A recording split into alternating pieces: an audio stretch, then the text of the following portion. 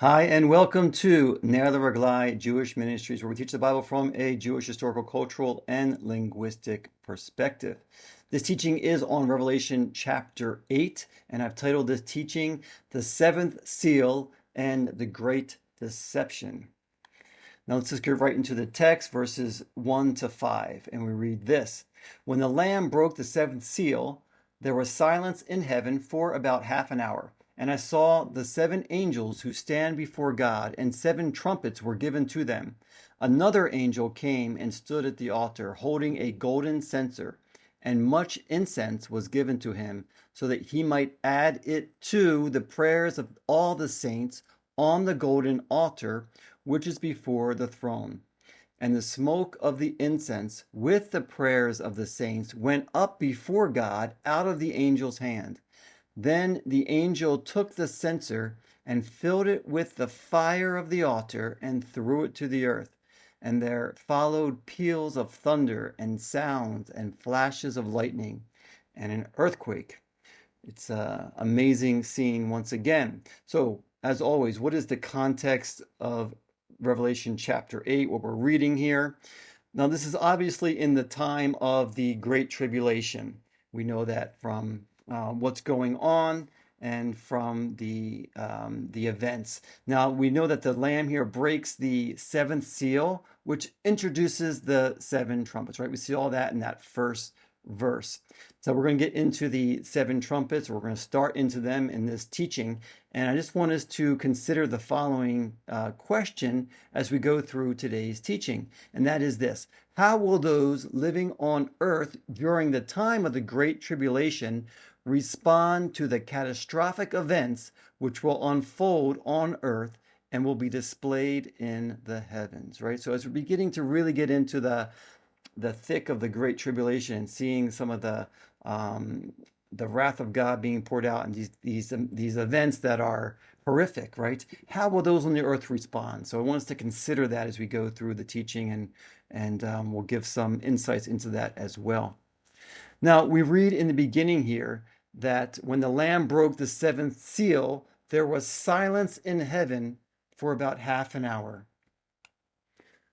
Now, this is such a simple thing, but it's also very telling, right? This is the first time that we actually read of a time marker in the breaking of the seven seals, right? So in the prior six seals, when they were broken, the events were explained without any reference to time, right? They're very general. We just hear about these horses riding out and these different events or times, but not specifically, right? So we're reading about this half hour of time, this half hour of silence. So why is there silence for half an hour? We're not informed about the reason why. However, it fits well into the flow of the breaking of the seven seals. Now, as we remember, between the sixth and seventh seal, there's this interlude, right? This pause. And we read about that specifically in Revelation 7, 1 to 3. And now the breaking of the seventh seal, we see how the pause is finished, but there's a silence for half an hour. And I think it's just a time to consider what's ahead, right? Silence can speak louder than words. We know this saying, and I think it's really true in this incident here. Silence provides time to think and allows for a transition into something new. Silence can also be a way of communicating reverence and honor to someone great. Now, we see an example of this in the scriptures. There's actually several of these examples, but I just want to read this one from Habakkuk 2:20 as reverence is given to the Lord, right? We read this: but the Lord is in his holy temple. Let all the earth be silent before him. Right? It's a way of respect. Silence honors and permits the one in authority to speak the next word or make the next move. And that's exactly what we're seeing here too. We have the silence for about a half an hour at the breaking of the seventh seal, and then we read the next verse, right? And it says in verse 2, and I saw the seven angels who stand before God, and seven trumpets were given to them, right? So after the silence, We have the seven angels who stand before God and are given seven trumpets. The first trumpet, the first six trumpets release judgment upon the earth and humanity, as we see. We're moving into this very difficult time in the Great Tribulation. Now, the seventh seal, again, it paves the way, or it opens the way for the seven trumpets. But before the trumpets, we read about the prayers of the saints. And this is also, I think, so perfectly situated in this context, in this bridge of going from the seventh seal into the seven trumpets. And we read this again in verses 3 and 4. Another angel came and stood at the altar, having a golden censer, and much incense was given to him, so that he might add it to the prayers of all the saints on the golden altar, which was before the throne. And the smoke of the incense with the prayers of the saints went up before God out of the angel's hand. So we're introduced to another angel, right? It's not one of the seven angels with the trumpets. It's another angel who stood at the altar of incense with a golden censer. Now, the picture I have on the screen is something depicting of how it looked in the tabernacle or the temple, a couple thousand years ago. But it's important to remember that the tabernacle that we read about in the Old Testament and the temple, they are patterned after, right, what Moses saw of what is in heaven, right? So I wrote the references down here in Exodus 25:40 as well as Hebrews 8:5, right? So Moses was to record the measurements and everything of what is in heaven, right? It's supposed to be a kind of a duplicate in ways. Now, how exactly it looks, we don't know. Anyway, the angel was given much incense in order to add the incense to the prayers of the saints upon the altar. And the smoke of the incense together with the prayers of the saints went up before the Lord, before God, right? It said actually out of the angel's hand. So actually how that all went, we don't know. Whether he was taking somehow the prayers of the saints from the golden bowl and it was going up in the smoke.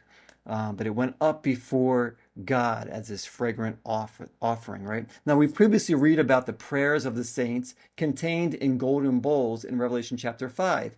In verse 8, we read this. When he had taken the book, the four living creatures and the 24 elders fell down before the Lamb, each one holding a harp and golden bowls full of incense, which are the prayers of the saints. So we see this consistently here in Revelation 5 and 8 with these golden bowls, which contain the prayers of the saints, and they are actually even equated with incense, right? So in Revelation 5:8, the prayers of the saints are equated there with incense, a sweet smelling aroma. Now in Revelation 8, we read how an angel with a golden censer adds incense to the prayers of the saints, which burn on the golden altar in heaven. And the smoke of the burning incense and the prayers of the saints rises up before God. And it's a beautiful picture of how something that is, something that is not tangible is kind of made tangible, right? How do prayers, combine with the incense and rise up before God? I think it's just giving us that picture of this sweet smelling aroma that comes into God's presence at that time. They're stored up for that time. Prayer is something that is difficult to conceptualize, right? Prayers are words. They are not tangible. Prayers are the requests from our hearts or from our souls, from our mouths, from humans, right, to Almighty God. Prayer is how we communicate with God, and to see it kind of visually as, incense on the altar, I think it's just such a beautiful picture, right? And we often wonder, does God hear our prayers? Where do our prayers go? Who hears our prayers? What is the value of one prayer? Prayer is a step of faith. Now, according to Revelation chapter 8, prayers of the saints are stored in golden bowls as incense and offered on the altar of incense before Almighty God. What a beautiful expression of something that is intangible, right? Prayers are precious in the heavenly realm, and especially in the presence of God. We do not always see the results of our prayers, and we often wonder if God really hears our prayers. These verses should remind us that our prayers are valued more than gold, and God will answer in His perfect timing, right? God knows the best timing, and He will answer them in His timing and in His perfect way. We need to be a people of prayer. We need to wait on the Lord, to be silent before Him, and allow Him to work out His plan in heaven and on earth. It's hard to put all these things in balance sometimes, right? It's a daily battle. It's a daily struggle. We need to continue to be a people of prayer, knowing that our prayers are precious in God's sight. We then read the outcome of the prayers of the saints after they are offered up with the incense on the altar before the Lord. And we read this again in verse 5. Then the angel took the censer and filled it with the fire of the altar and threw it to the earth. And there followed peals of thunder and sounds and flashes of lightning and an earthquake. So the angel took the censer, filled it with fire from the altar, and threw it to the earth. Right. So this fiery censer hurtling towards the earth.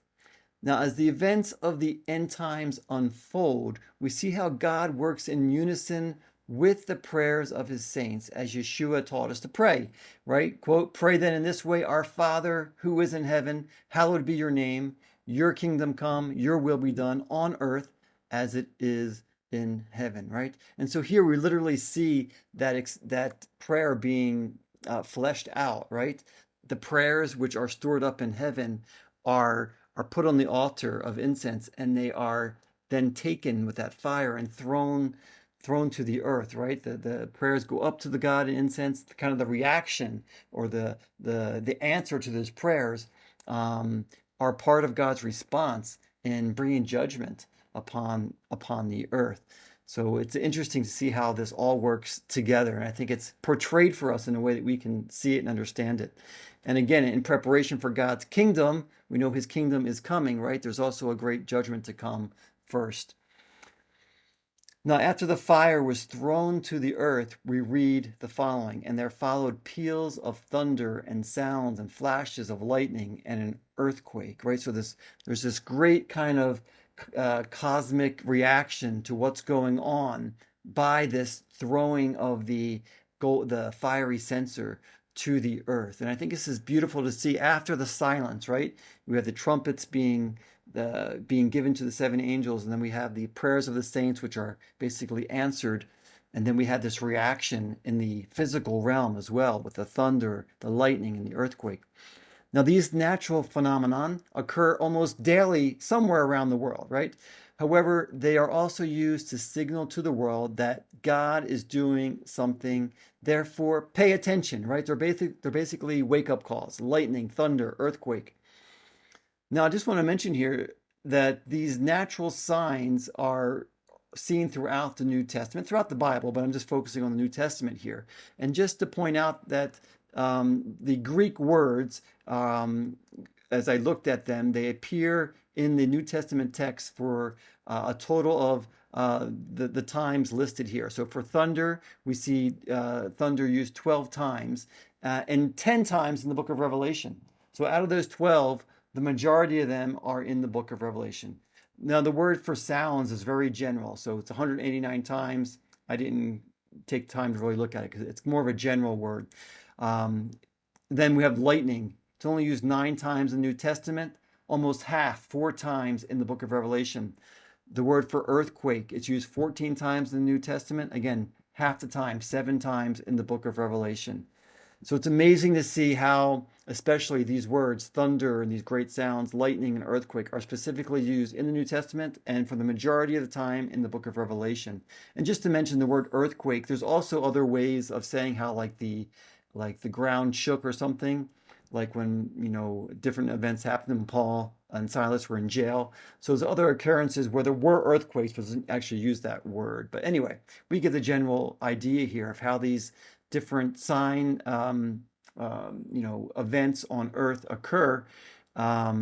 and how the majority of the time is in the book of Revelation. Now, although earthquakes have occurred and continue to occur on earth, earthquakes are also used in the scriptures to mark significant events. For example, there was an earthquake at the crucifixion of Yeshua when he gave up his spirit, right? Matthew 27:51-54. There was an earthquake at the resurrection of Yeshua from the dead, Matthew 28:2. These are just two examples, right? But there are specific earthquakes that are speaking. Whether or not God is speaking every time there's an earthquake, I think there are definitely signs. But I think there's obviously big events like the death of the Messiah, the resurrection of the Messiah, and what we're seeing in Revelation as well, right? These are huge events where God is speaking. He's telling us to wake up. He's telling us to look at what's going on, right? Now, earthquakes in the book of Revelation are listed in the following way. I just want to point this out because, again, very important time indicators. So at the breaking of the sixth seal, we see an earthquake. At the breaking of the seventh seal, immediately before the first trumpet, there's an earthquake, right? Again, this is what we're focusing on this text, and we're seeing a significant change in events, right? We have these catastrophes that are about to happen on the earth. So right before the seventh trumpet, there is an earthquake, and then right again after the seventh trumpet. Obviously, the seventh trumpet, I think, is very significant. We'll talk more about that when we get to Revelation chapter 11. But so right before and right after the seventh trumpet. And then there's a final earthquake at the pouring out of the seventh bowl in Revelation chapter 16, verse 18. And again, it's a significant event, and we'll talk more about that when we get there. So I just want to point out exactly what we see in the book of Revelation regarding when certain earthquakes occur. Now, the pouring out of the fire from the altar upon the earth marks a significant change during the end times, as it is accompanied by thunder, lightning, loud sounds, and an earthquake. And just to point out, we see this same mentioning of these natural phenomenon, including hail as well, right? So thunder, lightning, loud sounds, earthquake, and hail also mark the blast of the seventh trumpet as revealed in Revelation 11:13-19. So let's get into the seven trumpets. We're only going to focus on the first four as they are given to us in Revelation chapter 8. So let's read the verses that explain the first four trumpets. Verses 6-12 says this: And the seven angels who had the seven trumpets prepared themselves to sound them. The first sounded, and there came hail and fire mixed with blood, and they were thrown to the earth. And a third of the earth was burned up, and a third of the trees were burned up, and all the green grass was burned up.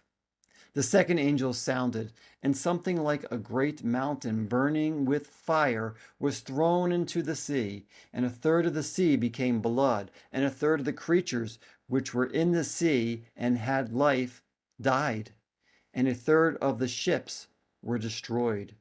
A third angel sounded, and a great star fell from heaven, burning like a torch, and it fell on a third of the rivers and on the springs of water. The name of the star is called Wormwood, and a third of the waters became wormwood. And many men died from the waters because they were made bitter. The fourth angel sounded, and a third of the sun, and a third of the moon, and a third of the stars were struck, so that a third of them would be darkened, and the day would not shine for a third of it, and the night in the same way. So these are the beginnings of the trumpet blast, right?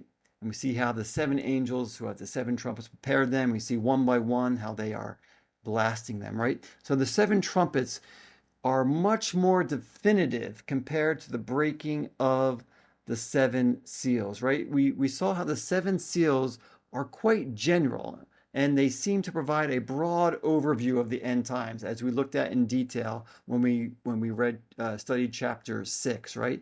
The seven seals provide very general information. We kind of have to guess at what they're telling us regarding when they will fall in the end times. But again, I think it's just giving us a big overview of that 7-year period, right? Now, the seven trumpets are quite specific, and they clearly show God's judgment upon the earth, right? So I think they're unique in this way, and I think that's also why we are introduced to them in such a dramatic way. Now, the first trumpet, just to summarize it, right? It was hail and fire mixed with blood is thrown to the earth. And as a result, a third of the earth, trees, and grass are burned up. I think it actually says all the grass. The second trumpet, something like a burning mountain, is thrown into the sea. And a third of the sea becomes blood. A third of the sea life dies. And a third of the ships are destroyed. We're obviously seeing this pattern of a third, right? There's always a third that are affected. Now, the first and second trumpets are a direct continuation of what we read in Revelation chapter 7, 1-3, regarding the four angels who are seen standing at the four corners of the earth, right? They were holding back the four winds.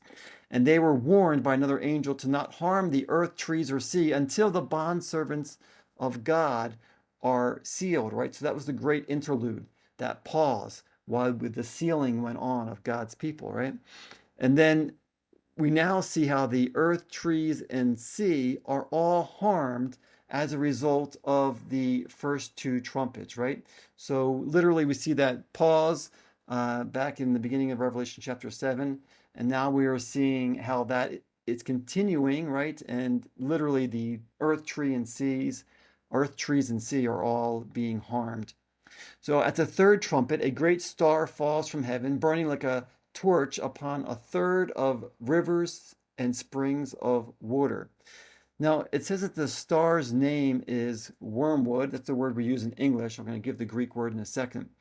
A third of the waters became wormwood, right?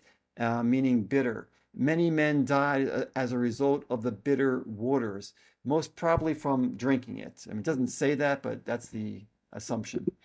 And just to mention, right, so this word for wormwood, the English word we're using, in Greek is absinthos, and it is uniquely used here in the New Testament, meaning it's only used in this context. We don't see this word anywhere else in the New Testament. And we actually don't know what this word means, but we assume by the context of the verses that absinthos, we use the word wormwood, means bitter, since the result is bitter waters, right? Because that's clearly spoken about how the waters become bitter. So that's why we use this word wormwood to describe it. Okay, now the fourth trumpet, at this fourth trumpet blast, we see a third of the sun, a third of the moon, a third of the stars are struck so that they will not give light for 1/3 of the day or 1/3 of the night, right? So it affects light on earth. So we see a connection to the sun, moon, and stars in the sixth seal as well, if you remember back in Revelation 6:12-14. However, here we read a more descriptive explanation of the lack of the light shining from these celestial beings, right? So with all of the breaking of the seals in Revelation 6, there are very general things which are released, right? But now we're reading very specific things and how they actually work out. Now, the first four trumpets are set apart from the final three trumpets, right?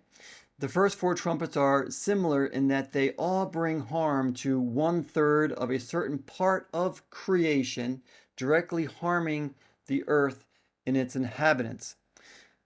Why? What is the reason for this great judgment on the earth as we see them unfolded by the trumpet blasts? Now, this judgment on the earth by the first four trumpets and following seems to be a direct fulfillment, at least in part, of what we read in Isaiah 24. And I want to read the first part of this chapter in Isaiah 24, verses 1-6. Now, we could say many reasons why there's this judgment on the earth, right? Yeshua said there's going to be a great tribulation. There's many different prophecies, right? But I'm just trying to understand it from a reason why. But we actually read the reason why here in Isaiah 24, 1-6, where it says this: "Behold, the Lord lays the earth waste, devastates it, distorts its surface, and scatters its inhabitants. And the people will be like the priest, the servant like his master, the maid like her mistress, the buyer like the seller, the lender like the borrower, the creditor like the debtor. The earth will be completely laid waste and completely despoiled. For the Lord has spoken this word. The earth mourns and withers. The world fades and withers. And the exalted of the people of the earth fade away. The earth is also polluted by its inhabitants, for they transgressed laws, violated statutes, broke the everlasting covenant. Therefore, a curse devours the earth, and those who live in it are held guilty. Therefore, the inhabitants of the earth are burned, and few men are left. So here, the earth and its inhabitants in general are guilty of breaking, in Hebrew it's called Brit Olam, right? The everlasting covenant. So what is the everlasting covenant that we read about in this passage, Isaiah 24? So just to mention that this phrase, everlasting covenant, the Brit Olam in Hebrew, it's used 16 times in the Old Testament, right? In the Tanakh, in the Hebrew scriptures. And it's used in a very it's used in different contexts. It's used in a general way.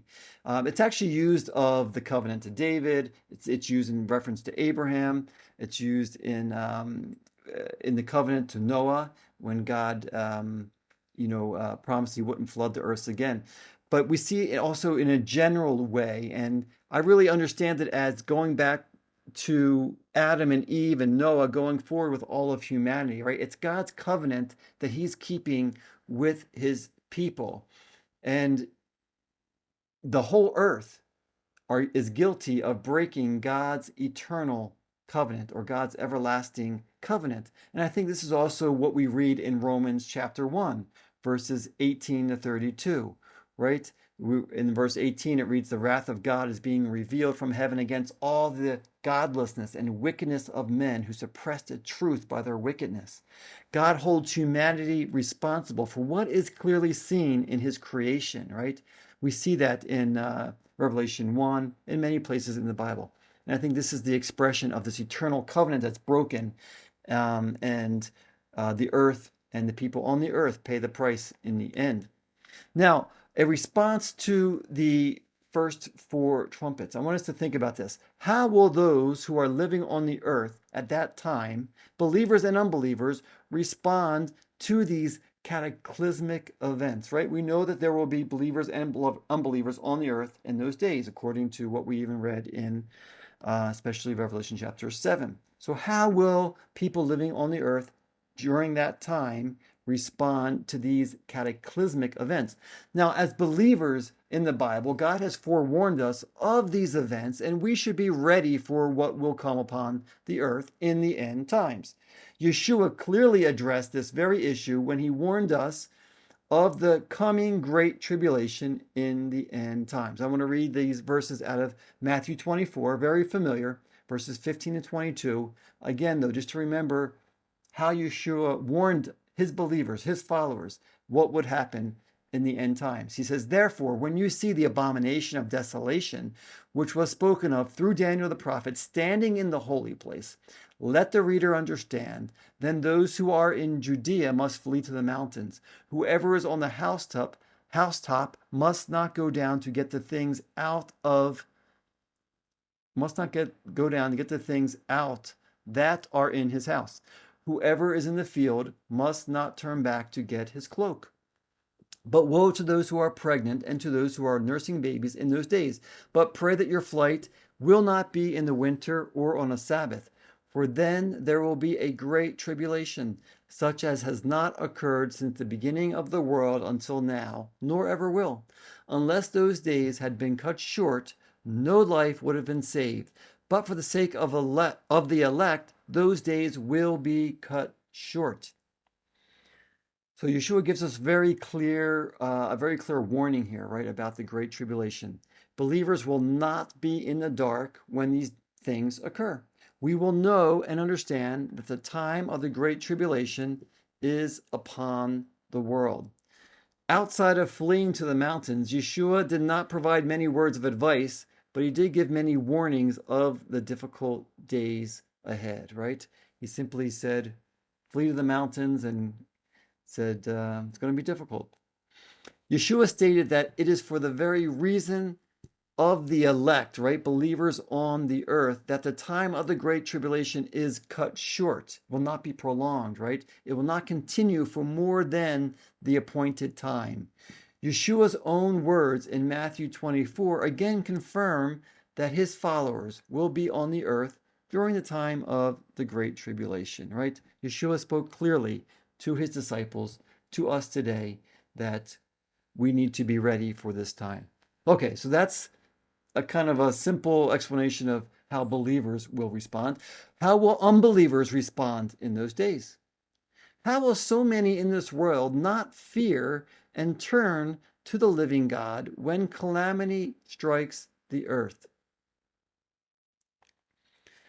Now, unfortunately, we know that many will take the mark of the beast in those days and submit themselves to the plan of the evil one, right? The Antichrist is basically the arm of the devil in those days. So many will be submitting to him, thinking that he is a sort of Messiah, right? That's why he's called the Antichrist. He's a type of Messiah, but he's against the Messiah. So as a result of taking the mark of the beast, they will be blinded to the truth. Anyone who takes the mark of the beast will be blinded from the truth. Many in this world are already believing the lie of the enemy and worshiping the created rather than the creator by deifying Mother Earth, right? We're seeing this so much in our day of worshiping the created rather than the creator, right? They're worshiping Mother Earth.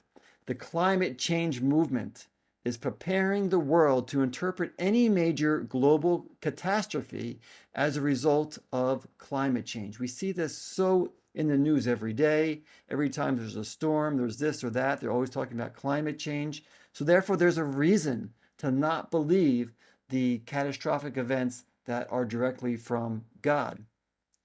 The godless and unbelieving in this world view every event through the lens of climate change. They want to take God out of the picture. It's all about us having to save the earth, right?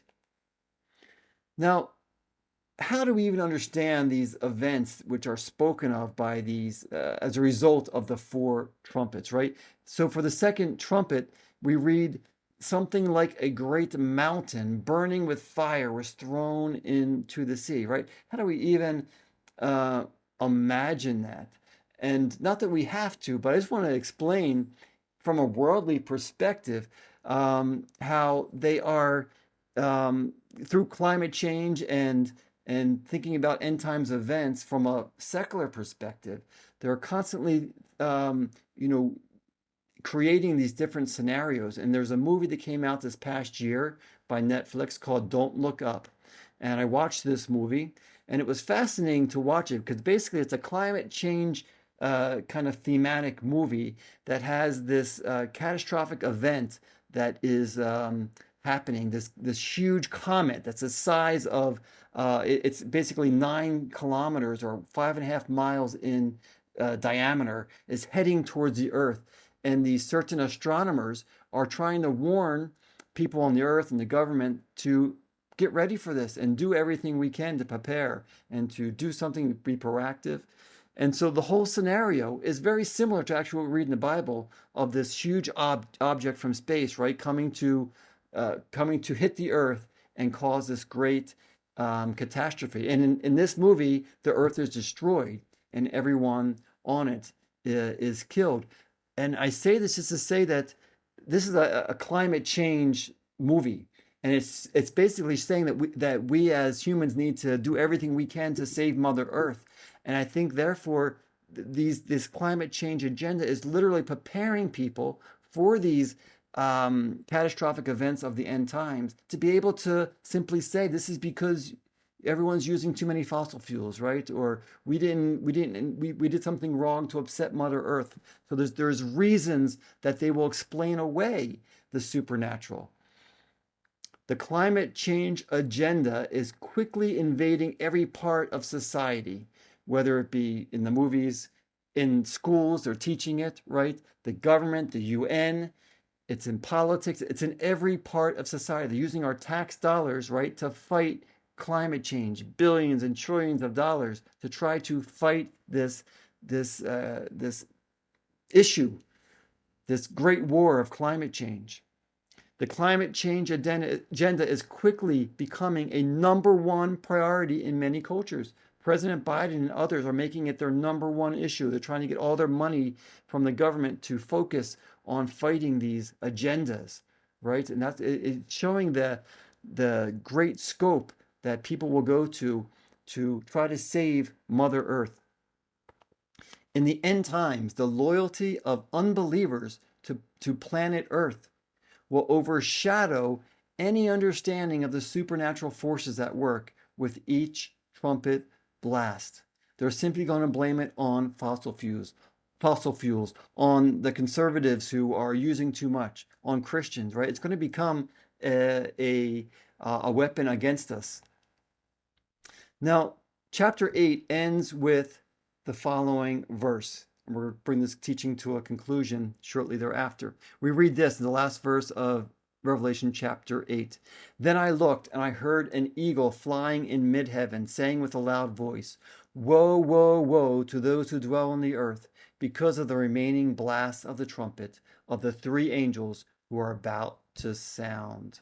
Right, so here we read the kind of this little intermission between the first four trumpets and the last three, and there's a warning here. And just to mention, so in this version, in the New American Standard, we read the word eagle. Now in the King James Version, or New King James, I believe as well, it reads angel, right? So is it eagle or angel? And just to say that the most ancient and reliable manuscripts have the word eagle. The King James Version, which was translated 400 years ago, used manuscripts at their time, but we have many more manuscripts today, right? So anyway, the word is eagle. It's not a big deal, but just to say, if you see a difference in your text, that's why. It should be eagle. Doesn't really matter though.